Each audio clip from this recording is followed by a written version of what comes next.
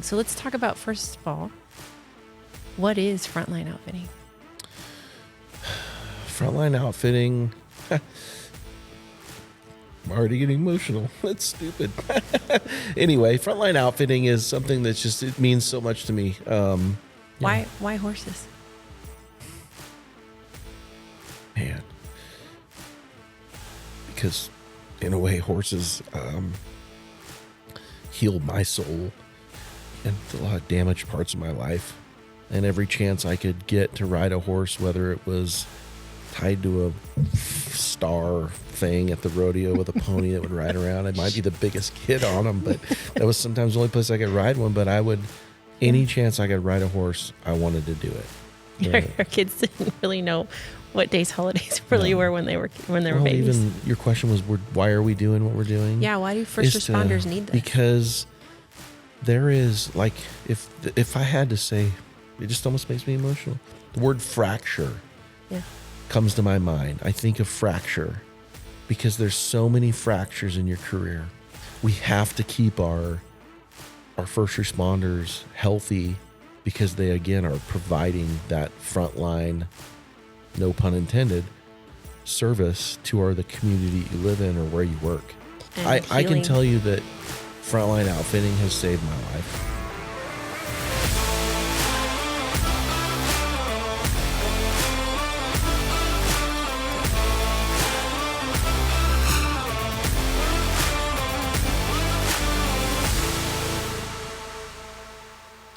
When you are. You are? Yep. Okay. I am here with Katy Turpen, who happens to be my husband. And we are going to do a little chat today on what Frontline is and why it started. So you guys kind of behind the scenes of who is this host that's running these podcasts. Is that a good description? Yeah, that's good. Okay. First, let's tell them how long we've been married. Oh, man, we just celebrated 19 years. Okay. And tell them about our family. My wife, Katy, who's a board member. We have Finley and Grace, our children. Yep. Grace is 16, going to be 17 in October, and Finley is 14. They're both going to be, they're Crook County High School kids. Yep. And we live here in beautiful Powell Butte, and yeah, we have pretty we got a great kids. family. Yep. Yeah, we do. It's one of my favorite things about life right now is living with our kids. Yes. Yeah. So we're going to do the backstory of Frontline tonight and kind of learn about why you are here today. And then I'm going to turn this podcast over to you after this first. I don't know about that. Well, after this first session tonight, the people will know who you are, and you can launch and march and do all your things. So let's talk about, first of all, what is Frontline Outfitting? Frontline Outfitting. I'm already getting emotional. That's stupid. Anyway, Frontline Outfitting is something that's just, it means so much to me. I think that it is a combination of my childhood dreams and with my adult life career, and bringing those together, and an idea of how to help people who are first responders, not so much to cope, but give them a opportunity to take them out and give them the feeling of nature,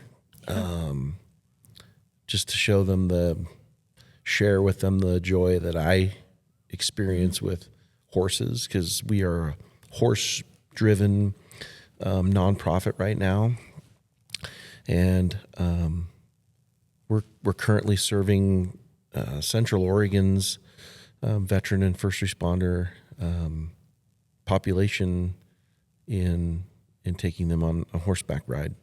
Yeah, and so it's been so far like a day ride, right? Where you grab somebody in the morning, you do a 3 to 6 hour ride and bring them home at night. So it's just kind of a way to reset and get out.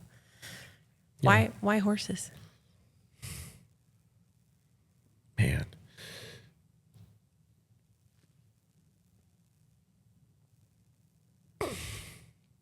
Big feelings here. Yeah. Yeah. Oh.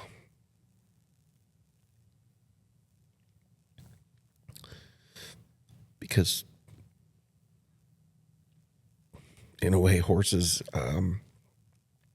healed my soul and a lot of damaged parts of my life. Yeah. And they're amazing. They don't judge you. Well, Jessup kind of judges you. Yeah, he does. They don't judge you. They're unconditionally will work. They'll work hard for you. They're just one of the kindest animals. Their power, their grace, where they can take you, I find that just fascinating in itself. There's a lot of times where I will ride up into the wilderness and lay in bed that night and think about where I've been that day and just how fortunate I am to get there with that animal. Mm-hmm.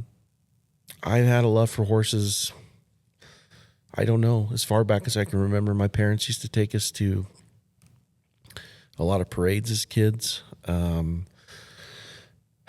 We would go to a lot of St. Paul rodeos because it was close by where I grew up in Newburgh. And I loved the smell. I loved the sight. I thought they were the most beautiful creature that God put on this earth.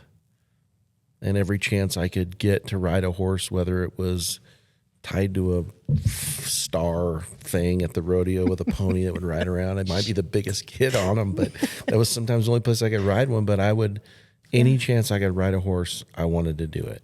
Okay. And it is, like I said, it healed me in a lot of ways. And it's continuing to heal, right? We've been doing this for 2 years. 2 years now, Yep. right? And it's been kind of a slow process to get going, but just watching you as your spouse, seeing the transformation and your own healing process this last 2 years has been pretty inspirational. Yep. So let's talk about, like, I know you're going to visit, these horses and who they are a little bit further down, but let's just talk about the horses we have on site. Tell me a little bit about them. Well, we were like, how all this happened was amazing. You were very instrumental in that. Thank you. I remember when we moved out to Powell Butte and, I talked about how I wanted to get horses and I didn't have the idea yet. And really, I don't know if the idea came after Chris McCafferty and that had happened. I don't remember. I think it's like all really close together. Yeah. I've always wanted horses and we just hadn't had a place to do that. Yeah. But the Frontline, that sort of transpired over a few months. It was pretty quick. Yeah. So Chris McCafferty, who goes to our church, Shiloh Ranch Church, and he was in the Marine Corps and stationed at Bridgeport in California at the Mountain Warfare Base. Mm-hmm. He went through the horse packing portion of mountain warfare and also some other parts of it. But as an instructor there, he was in contact with these horses and they used them for packing military personnel, supplies and those types of things. Yeah. If ever, the grid goes down or whatever, troops need equipment, this mountain warfare base and this training has all these horses and all these Marines come through. And so I had told you I wanted horses, but you got to talking to him and I was elk hunting with Chad Schmidt and I remember, I'll never forget the phone call. I think I was coming back and you said, I got you some horses. And I was like, they're not cheap. 2, I have no idea what you're doing. It's usually a mystery. Yeah. But basically Chris was able to get us 4 horses from the Marine Corps and at no charge. And as long as we didn't sell them, but we used them, continued to use them and took care of them. And it has been a massive blessing to get started because the startup costs for a lot of this would be very expensive. Yeah. And when you stop and think about the people these horses have carried, I think Chris said they used to do like 72 miles. They bring the the Marines in, they train them for a couple of days, and then they go on a 72-mile ride, and these horses would just do the work. Yeah, and they stop and break, you know, for nights and stuff like that. But the like to look at Jessup and just think about, you know, he's our black Percheron, half Percheron. I love him. He's kind of a butt, but he's just so powerful and lonesome. He's our purebred Mustang. Zip's a purebred Mustang, and poor Trigger. I know. Poor Trigger didn't make it in the first couple months, but he was a Mustang as well. Yeah. But just what they've seen and what they've done in their lives is incredible. And, you know, I really look at them as, you know, team members. They serviced. Yeah. They served for our country, you know, in the United States Marine Corps as a horse. And it's wild that we have the opportunity to take people. Yep. And they can continue on doing that. Yeah. And I think it's really special that when people go for a ride, there's just these horses, as all horses are, super intuitive, and they just know and can read these riders. It feels like they come back and they're like, oh my gosh, I just could relax. And the horse knows. The horse knows what they're carrying and who they're carrying and why it's important to do this work. And it's been really cool to see the horses come back to life too. Initially, we're kind of nervous to be here, but they're very much at home now and love to be given all the things. We have another horse. Well, I actually have two others. Roy. Talk about Roy, my favorite. Your favorite, Roy. Well, Roy came to us from retired sergeant of Orange County Sheriff's Office, Ira. And he had me come look at him. And Grace and I went out there and looked at him, and he's this gigantic buckskin. He's 17 hands. I love him. He's like a big dog. And he was super friendly, and that was something that our horses was not. They're not standoffish. They're just not in your pocket kind of horse. Yeah. And Roy came right over, and Gracie looked at me and goes, "Dad, we have to take him home."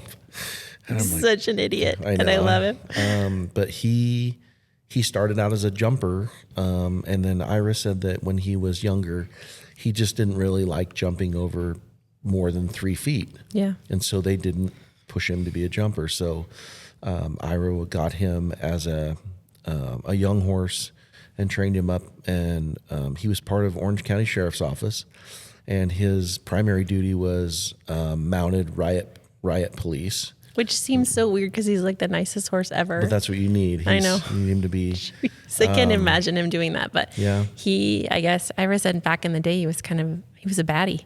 Like he did all massive. The things. He's huge. Yes. And he's an absolute sweetheart. And he's kind of a fan favorite, you know, for sure.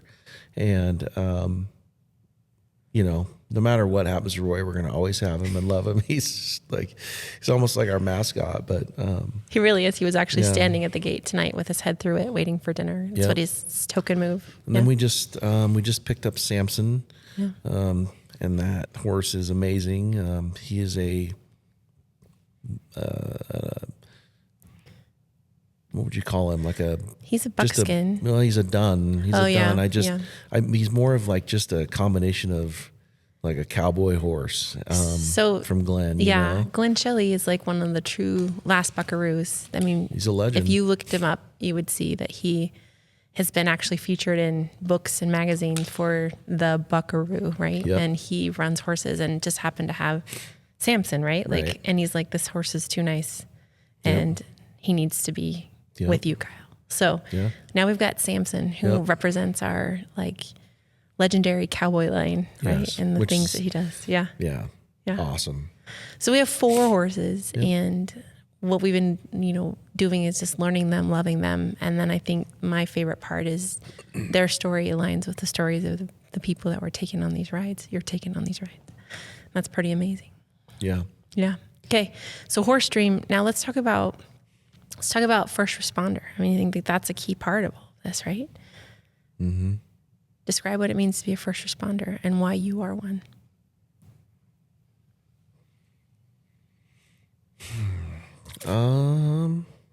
Well, I grew up around it. Yeah. My dad was my dad and my Uncle Dave And I had several family members that were in the fire service. My dad was a volunteer firefighter at Newburgh, and so was my Uncle Dave. My Uncle Ed was a TVF&R firefighter. My cousin John was a fire marshal in Tualatin Valley. So I had a lot of family that I kind of grew up around. My Uncle Ken was the man at Chemeketa for the paramedic program for many years, and he is a legend in the medical field.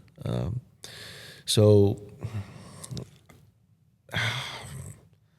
I grew up with, when I spent a lot of time with my cousin Mitch, we would go to the fire station and we'd sit around the coffee table at a young age. And I can remember, the Pepsi machine, it was like a quarter for a Pepsi or maybe less, but things like that. And it was just there was something about the camaraderie starts, I think, at a young age with that. So the meaning of a first responder, in my opinion, just starts off with camaraderie. I think that anybody who's in a unit, serving or not, or been a part of something, if you work graveyard as a cop, if you're, eating dinner at the fire station, or you're a nurse, sitting, dispatchers, all of the first responders and everything like that, there's a camaraderie to it. So I think at a young age, I started to I really understood that. The brotherhood. Mm-hmm. And I've seen over our married life how deeply you love your people. Oh, man. Deeply. And how Yes. deeply they love you. And I think there's a bond and a brotherhood with those first responders and veterans that, you're doing hard work together, and you just immediately build this level of trust and love that's pretty impenetrable. Well, when you get done with your career, you look back and you think about how many more true holidays and true birthdays and true anniversaries that I've spent with them on theirs and them on mine. And, Our kids didn't really know what days holidays really were when they were babies. It's just the way it kind of has to work with. Yeah. So that's kind of how I got, I think, indoctrinated into, and I think there's a part in your DNA maybe that I know there is. really pushes people want to serve. But see, I loved sports. I grew up playing sports, and I loved, and I still love a team mentality. I still love, joining together with people and defeating something, and not so much overcoming something or working together to, for an outcome of some sort, whatever that is. If it's hunting or work or. And I just, from, as a wife watching you were in the fire service when I first met you, and then you transitioned to law enforcement right when Gracie was going to be born, so that I could be at home with her for a while, which was amazing. And I just know that that tapping your skills and helping you navigate the call to serve in a way that is meaningful has been transformational for you, right? To see, I know the job has sucked big time along the way, but but I also see how you've been able to really hone your skills into these really intense situations. And this is why we work, right? We talk about this all the time. I do the long-term planning and all the detail stuff, but when push comes to shove and somebody has to make a decision quickly, that's not me. That's you. Mm-hmm. Yeah. Yeah. Sorry, I feel like I'm going to keep following up with your question. There's keep going. This, I know. a train or a trail to follow. So we got camaraderie, we've got calling. Yeah, but just the growing up in, many a nights, we, in our house, our dads had it was called a plectron, and it sat on your dresser, and they had pagers before the pager came out, and I mean the plectron pager, not like a digital one. The plectron would sit on your on my dad, mom's dresser, same dresser that's in our house. I love my dresser. My grandma's dresser. Came from Nebraska twice. Yeah. Anyway, it would gong off, at night, and and then my dad would get up, put his turnouts on, and get in the travel all and fire it up and drive down, and he did this all the time. And so, do you remember you used to tell me that you would leave your pants on the floor when we first got married in case there was a fire call? Yeah. It's like, what the heck? Yeah. It's a true story, though. True story. Yep. Got to have your pants ready to put on. And I know my dad left the house and just did skivvies under us all the time. Because I would get up and watch him. Yeah. It was I always thought it was the coolest thing. Yeah. So I think from a very young age, I was very, very fascinated. I loved the fire service. It was a part of my life that I made some mistakes and just kind of didn't find my way in that. But I've never lost that love for, that, but that's where I got hooked. And then kind of a second piece that got me hooked in that was Ben Erb. Mm-hmm. Ben. He's one of the last men standing out of that era right now. Yeah, he's super special to me. So quick story about Ben is he was a firefighter he was a couple years, 2 years younger than my dad in school. And his football coach was Earl Gillis, or he was the athletic director. I can't remember, but Earl Gillis was a figure in Newburgh. He was a coach, and he played the bagpipes, and he played with Clan McClay in Portland. So my dad's class and Mike Ben's class, who played for him, they knew he had done this stuff. He did stuff around town all the time. So Ben graduated from high school. I have no idea what his time frame was before he started working in the fire department. So Ben worked his way up through the fire department, and then he became a bagpiper. So part of that, when my cousin Mitch and I would go to the fire station as kids and stuff, Ben would either be playing his pipes down at the fire station, or Mom and Dad would take us to, the parade, and Ben would be in the parade. And so I kind of started this idea of wow, and the bagpipes and the fire service and law enforcement on the East Coast is very traditional, very long, lineage on it. So anyway, those things started getting instilled, which the bagpiping stuff I can tell you more about later and where that has fit in my job now. But anyway, fast forwarding, I got to be about my college athletic career. I just hit the wrong doors. I had a career-ending injury in football. I crushed my C6 and 7, and I couldn't play football anymore. And I just had a couple other things that just didn't work out, and I didn't know what to do. I really didn't know in my life what I ever wanted to do for work. Besides football. That's all I wanted to do. I know. That was devastating. I eat, sleep, and drink Nebraska football. Still do. Yeah. So when I kind of got to a point in my life where I was missing, where am I going to find? There's not a lot of jobs out there that if you kind of take a first responder out of the picture, and I'm not saying any other job is less or anything like that, but I thrived in that team environment. Let's just stop for a second and say that on the back of your helmet were the words "manimal." You did thrive. That's Ron Pilcher. Yeah, I can give Ron Pilcher credit for that. And your license plate said "manimal" when I met you. So you did thrive, and there was an identity that was really embedded in that fire service.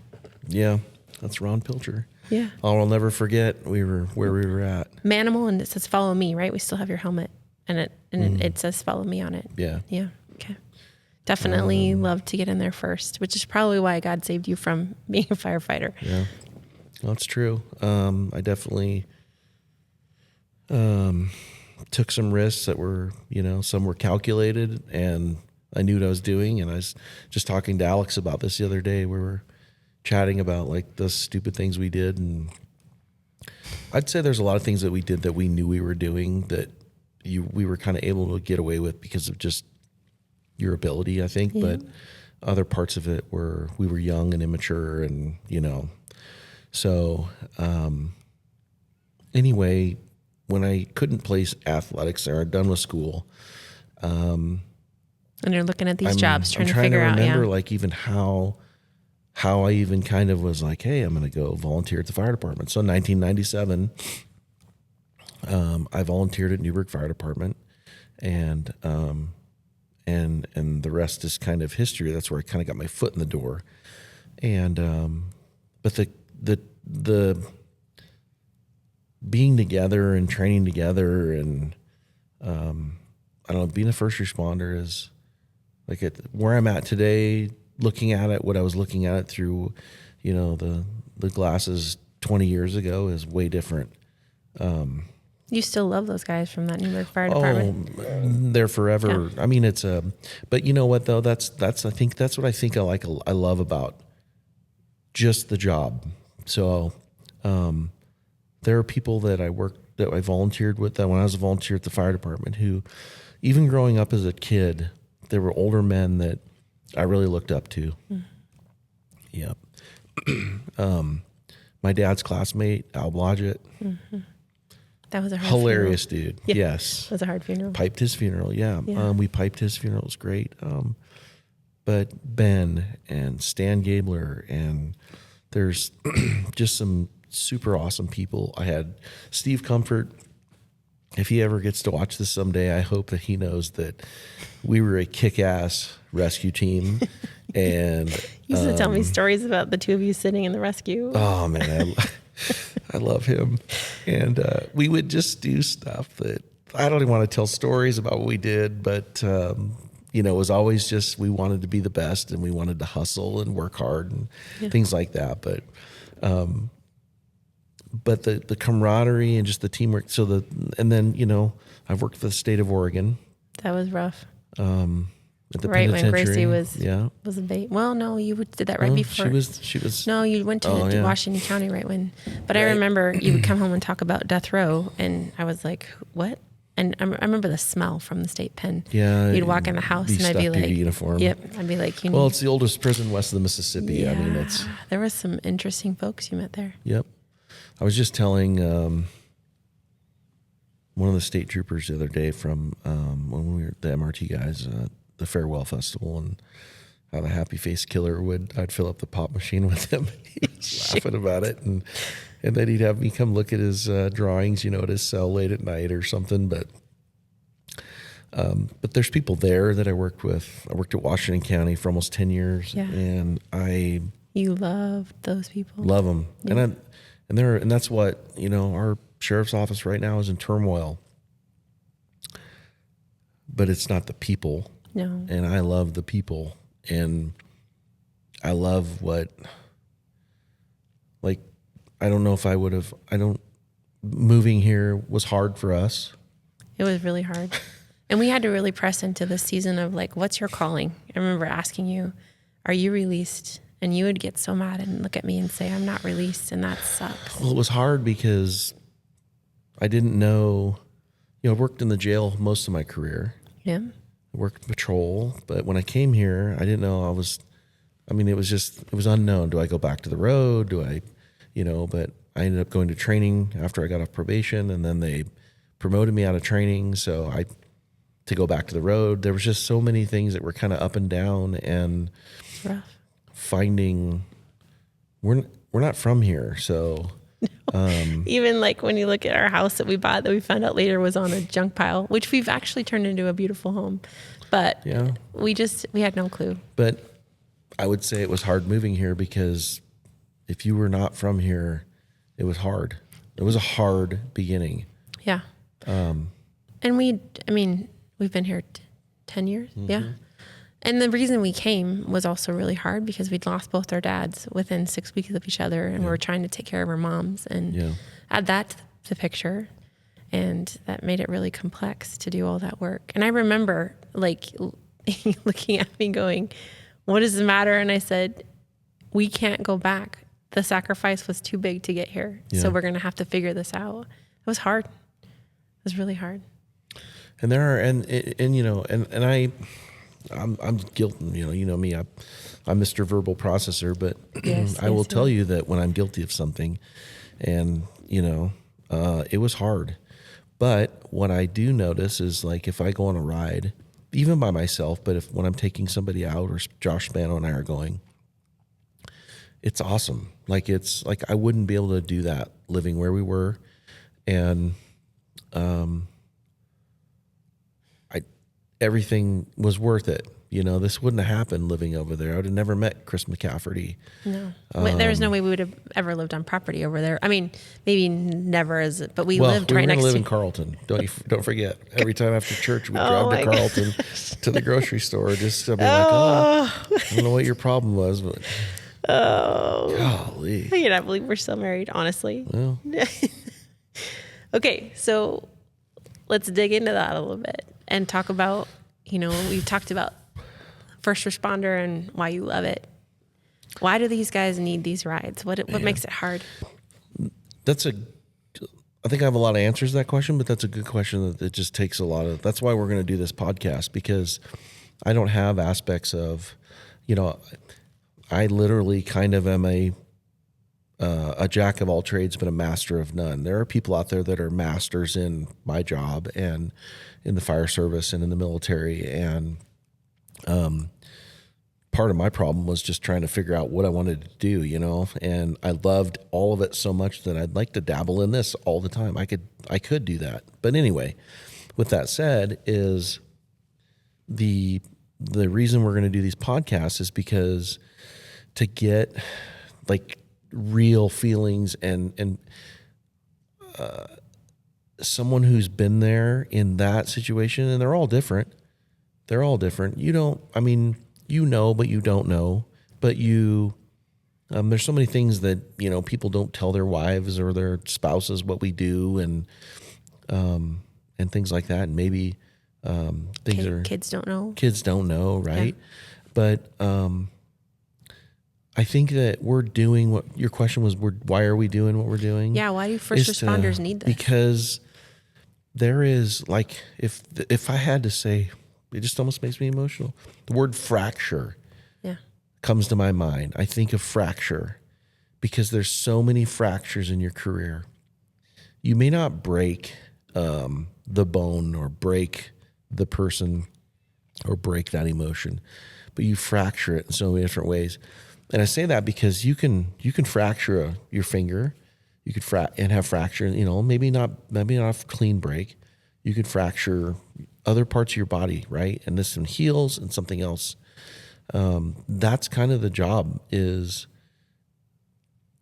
it can be, and I think that's interesting is I think a lot of times we just focus 100% on trauma, and trauma is important, super important, but nowadays, if you look around, first responders, nurse, I don't care what, if you're public service or the military, your administrative trauma and administrative fracture is just as bad, sometimes worse than seeing something bad or experiencing something bad, because it's sleepless nights if you're going through IAs, or there's all kinds of stuff like that. So, the thing for me and why first responders, because I think it's just something that people need to be taken care of, because they are at your front line. They are the ones that are going when the call comes in. They don't usually, even if, and I know that you and I could be arguing and have a bad day at home. It's happened. We've had bad weeks, months. But if I go to work, I still have to respond to whatever is out there, right? Whatever I'm asked to do. And I think that's it's hard for folks to realize that we're people too, with real problems and other things in their life that have happened, but you're still going out there on the front lines and providing service, protection, rescuing someone from their problems or their actual crash, or you name it, whatever it is, medical things.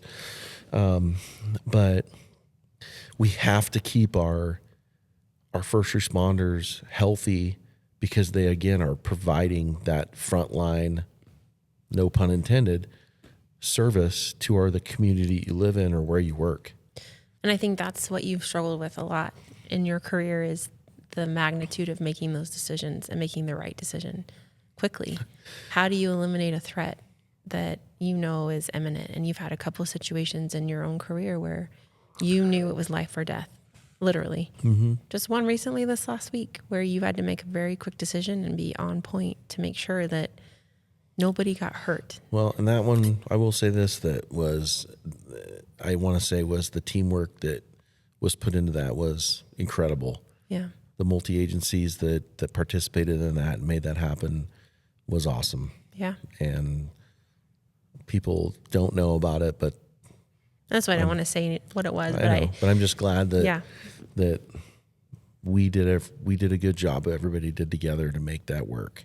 So yeah, and it's, as a spouse, you know, you call and you say, "There's a threat," or "I'm headed on a SWAT call," or like there has to be a degree of separation, making sure all everything's on the line. Like we're clear, we're good. You know, I love you. I know you love me, but the hardest part about the spouse aspect is we still have to live our lives in this world while you're doing that work. And I think the intersection often for first responders to step back in to that family life is tough. We've talked about that too. Like you're 4 days on and 4 days off, your nights and days and all the things, but we're holding that line at home, and integrating yourself back into that family on a regular basis is tough. Like we're doing the things, right? And you just had this epic shift, and we've got kids who are worrying about friend issues and things like this. So it's weird to navigate that world as your spouse, also to try to figure out how to bridge that, you know, like how do we navigate all those pieces? Right. Yeah, it's interesting, but you try to, like I said, we're here to hopefully, you know, you want to try to help anyone we can. That's our goal. And this isn't like therapy based. It's not. No. It's literally just get on a horse. We're experience based, I would say. Experience based, yeah. And at some point, I'd like to, you know, share a colleague of mine at works, Logan Bilyeu. He works with a nonprofit who works with a lot of the clinical portion of that, and so I can put that up on our screen at some point, and if anybody ever needs that kind of thing, but. Resources for resources are and it's really collaborating, right? That's kind of how this even thing got started. So I think that it's awesome I love relationships, and I love vision. I'm visionary, but I think that, you know, I know I can't do it all myself, but making this happen, and couldn't do without Chris, and then, you know, getting people involved that are involved with this has been like, it's awesome. And it just keeps it's moving. We're moving. We're doing something positive. Yeah. So go back to that 19-year-old at the fire department, and what piece of advice would you give to that kid now? Man. That's hard. I know, that's why I asked it. That's a hard question. It's really hard. I've had, what did I say, 10 years of my life that, from 30 to 40? No. Yeah. No. Finish your sentence and I can help you out. I can't remember. What did I tell you that,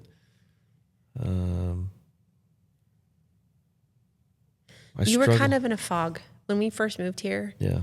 Your first 5 years were pretty emotionally devastating. Well, I was displaced. Yeah. I left everything that I knew, and I didn't matter to anybody here.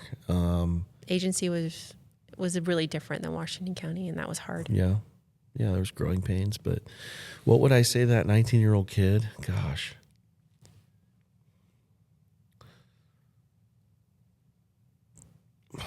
I don't know. There are a lot. Pick two things. What are the two most important things for that 19-year-old to know? Man. I don't know, babe. I mean, I don't know what I would say to him. I mean, there was so much that happened in my life in a 10-year period that. Yeah. that really affected my life. It did, but you just said it earlier. It got you to this place, right? Yeah. And I think if you can keep that anthem for those first responders, that like every event that has happened to you in your life, everything that has brought you to this point has defined who you are, but it doesn't mean it defines who you will be. Well, begrudgingly, yes. When you say And that is a part. I you feel always like say that. I do. And we used to have this conversation. Are you released? Are you released to let this go? It's your calling. Yeah, I finally feel like that. But I finally feel like that I'm there because in a wild way that the kid in me was able to come full circle. Yeah. There's healing there. Yes. And,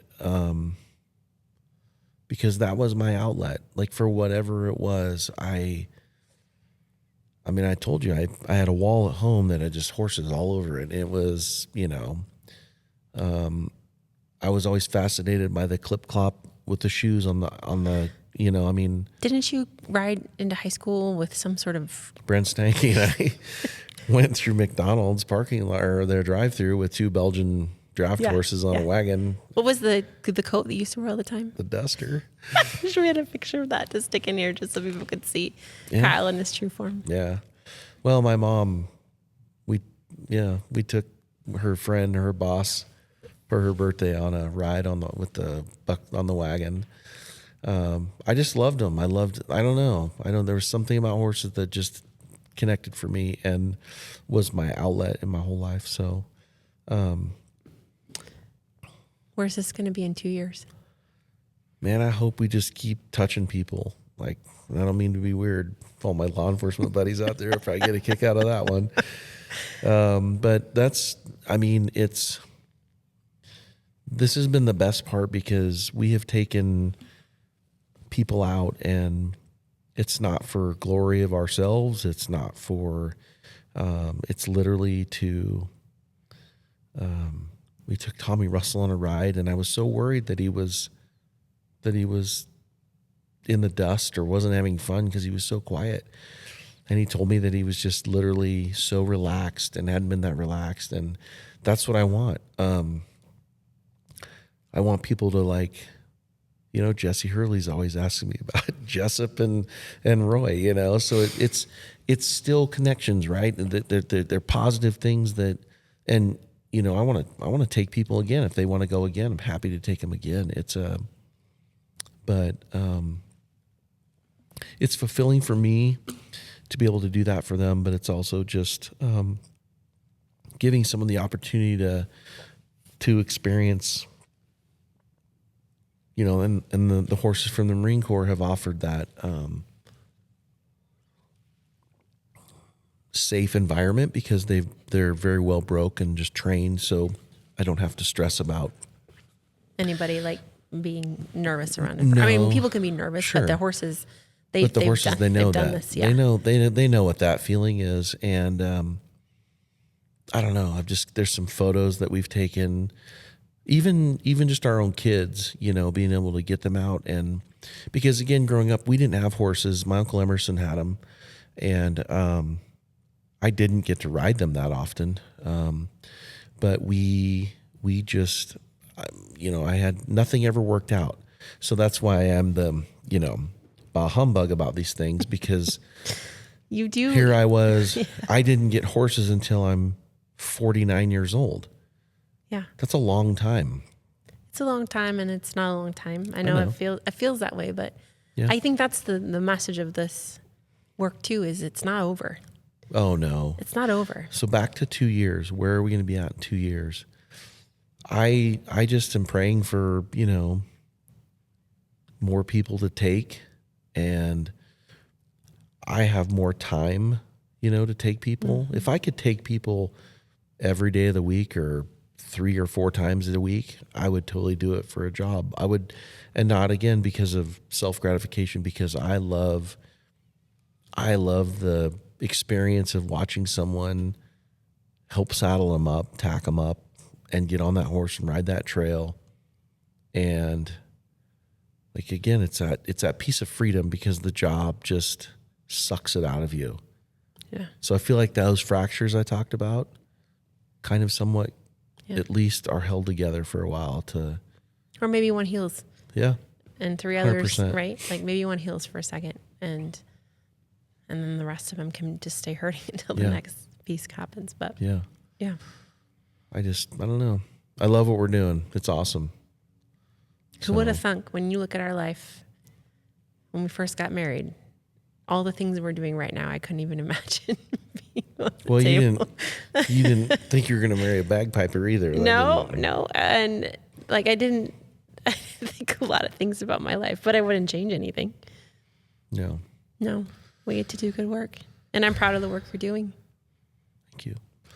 Yeah, it's been amazing. I hope that, I think another thing to say on top of that would be just the importance of like community members. A lot of people want to help out with stuff, and hey, how can I be involved? And I think it's cool that the people that we've had so far reach out and help us get to where we're at. Also, a lot of overtime has helped us get to where we're at. No joke, right? Because again, it's not cheap, but horses are not cheap, everybody. No, but like I said, I just hope we can keep serving people. That's why we called it Frontline Outfitting. That's our name, and our motto is first in, last out. Yeah.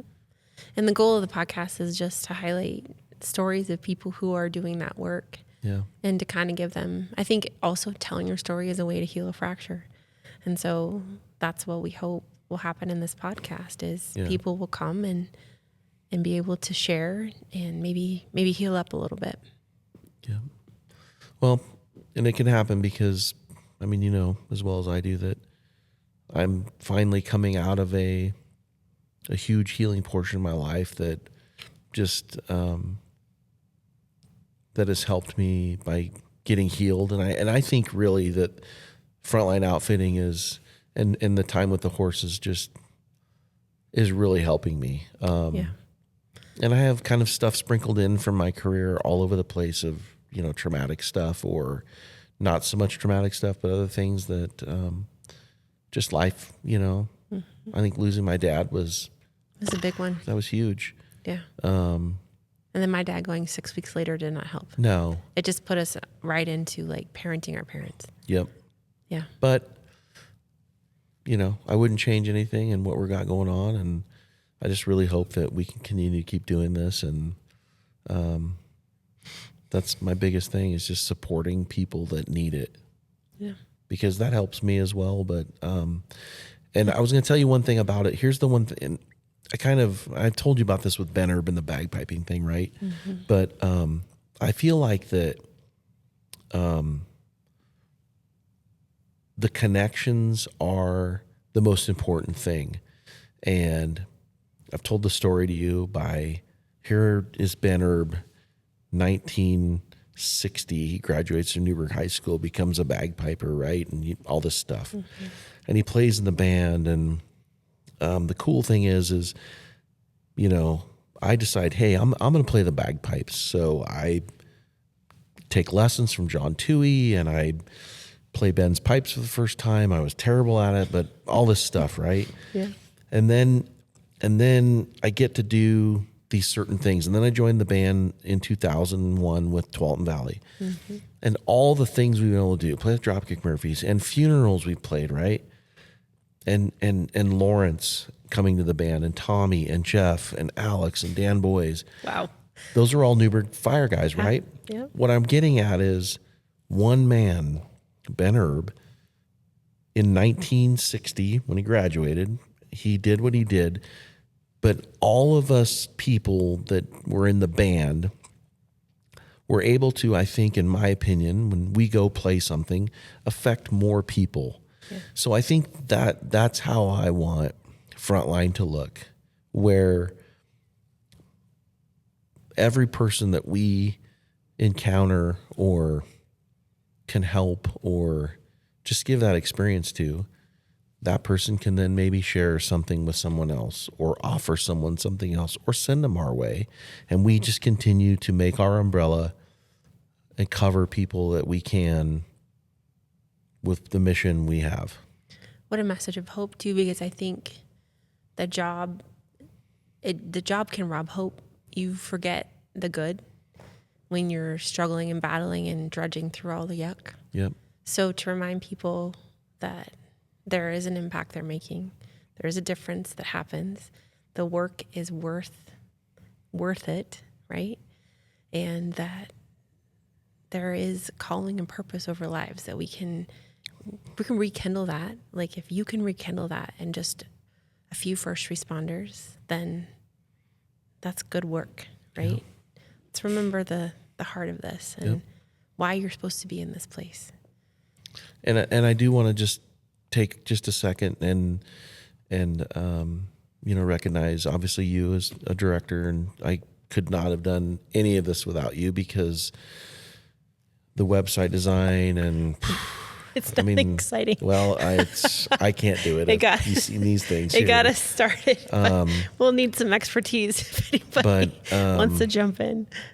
But you've been supportive. All of the other stuff you've done, you've set up so many things. I do want to give a shout out to Jeff Fricky. He was another person that I didn't get a chance to talk to. I'm gonna have him on as a guest at some point, but he really helped me kind of walk me through the legal part, and because he has tight blue lines fishing, which is very similar to what we do. But yes, Chad Schmidt's one of our board members, and then our good buddy Slink is a board member, and Kirsten is a pro staffer, Kirsten Oshner, and Josh Spano. I'm not. The reason I saved him for last was I think him and I share this. He and I are always collaborating at work, and we're working, but I think we always want to take somebody. Like if we didn't have to work, we would be, I've seen Josh come alive with this project. He's adopting horses and training horses and doing all the things. Because it's the coolest thing. It's so much fun. And I think there's been I'm just watching from the outside. I didn't know him before this experience, but he definitely feels the love for horses and people. And I can tell you that Frontline Outfitting has saved my life. Yep. I know. And that's hard to say. I know. It is hard to say. But not a bad thing, though. It's a good thing. It just has been... It's a culmination of all things, Kyle, coming to fruition at the right time. Sure. Right? 100%. So, I just look forward to you know what I think? This. I think I'll say this and then we can wrap up. But I think the thing that Frontline has done for you is remind you that you're not alone, that there are others who are battling in many ways, in sometimes very silent battles that are internal. And that's how you get so discouraged, is that internal battle that you can't share. Doesn't seem like you can share with people. When that never comes out, that's rough. So if you can come to a place where the fractures are healed, hope is restored, like just for a moment, then I think you're really hitting the heart of like, okay, if I can do this for an hour, then maybe I can do it for a day. If I can do it for a day, maybe I can do it for a week. If I can do it for a week, maybe a month. Yeah. And pretty soon, maybe we see restoration in places that have been pretty broken for a long time. Yeah, for sure. Well, thank you for helping me get this kicked off, and I can't wait to have... I'll come back and we'll do a more in-depth one about like all the funny stories. Okay. Just kidding. That'll be fun. This is yours now. No, that'll be fun. I'm just here to introduce the host. I'm sure you'll want to come back. Oh, we'll see. See. Okay. Well, thank you again. I appreciate you. I love you. Love you more. Love you. Bye. Love you. Bye.